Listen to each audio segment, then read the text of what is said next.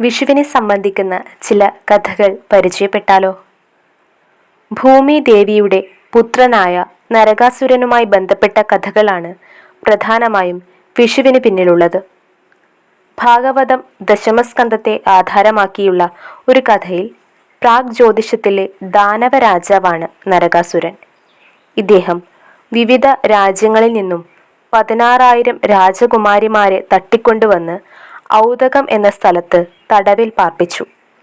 സീതയെ കാണാതായ സമയത്ത് പ്രാഗ് ജ്യോതിഷത്തിൽ കയറി അന്വേഷിക്കണമെന്ന് സുഗ്രീവൻ തൻ്റെ സൈന്യത്തോട് പറയുന്നതായി രാമായണം കിഷ്കിന്ധ കാണ്ഡത്തിലെ 42-ാം സർഗത്തിലും പരാമർശമുണ്ട്. ഇങ്ങനെ കാലങ്ങളോളം സകല ലോകങ്ങളെയും ഭീതിയിലാഴ്ത്തിയ ഈ ദാനവ രാജാവ് ഇന്ദ്രന്റെ വെൺകൊറ്റക്കുടയും ഇന്ദ്രമാതാവായ അതിഥിയുടെ കുണ്ടലങ്ങളും അപഹരിച്ചതോടെയാണ് പരാതി ശ്രീകൃഷ്ണനിൽ എത്തുന്നത്. സത്യഭാമയും ശ്രീകൃഷ്ണനും ഗരുഡനും കൂടി നരകാസുരനോടും സൈന്യത്തോടും യുദ്ധം ചെയ്യുകയും നരകാസുരനെ വധിക്കുകയും ചെയ്തു. ഇതിൻ്റെ ഭാഗമായാണ് വിഷു ആഘോഷിക്കുന്നതെന്ന് ഒരു കൂട്ടർ വിശ്വസിക്കുന്നു. ഇതേ വിശ്വാസം തന്നെയാണ് അസമിലെ ബിഹുവിനും ബീഹാറിലെ ബൈഹാഗിനും പഞ്ചാബിലെ വൈശാഖിക്കും തമിഴ്നാട്ടിലെ പുത്താണ്ടിനുമെല്ലാം പിന്നിലുള്ളത്.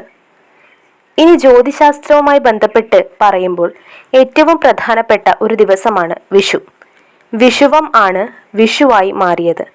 രാത്രിയും പകലും തുല്യമായി വരുന്നതിനെയാണ് വിഷുവം എന്ന് പറയുന്നത്. വർഷത്തിൽ 2 വിഷുവങ്ങളാണുള്ളത്.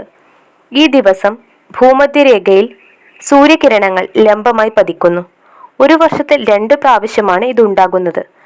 വസന്ത വിഷുവായ മാർച്ച് 21-നും ശരത് വിഷുവായ സെപ്റ്റംബർ 23-നും. പക്ഷേ സൂര്യൻ മേടം രാശിയിലേക്ക് സംക്രമിക്കുന്ന ദിനത്തോടനുബന്ധിച്ചാണ് വിഷുദിനത്തിൻ്റെ ആഘോഷങ്ങൾ. വിഷുവിനോടനുബന്ധിച്ച് പുതുവർഷം ആരംഭിക്കുന്ന ഒരു സമ്പ്രദായവും കേരളത്തിലുണ്ട്.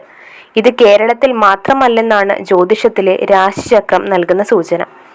രാശിചക്രത്തിൽ ഏറ്റവും മുകളിൽ ഇടതുവശത്തു നിന്നും ആരംഭിക്കുന്ന രാശി മേടമാണല്ലോ. ഇതിനെ ആസ്പദമാക്കി തന്നെ ഒരു വർഷത്തെ ഭാവി ഗണിച്ച് വിഷുഫലം പറയുന്ന രീതി ഇപ്പോഴും നിലനിൽക്കുന്നു. ഇതിന് കിട്ടുന്ന ദക്ഷിണയ്ക്ക് യാവന എന്നാണ് പേര്.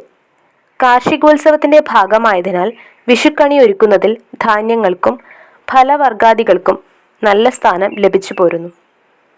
അടുത്ത വർഷത്തേക്കുള്ള നിത്യോപയോഗ വസ്തുക്കളുടെ സംഭരണത്തിനായി പണ്ടുകാലത്ത് മാറ്റച്ചന്തകളും നിലവിലുണ്ടായിരുന്നു.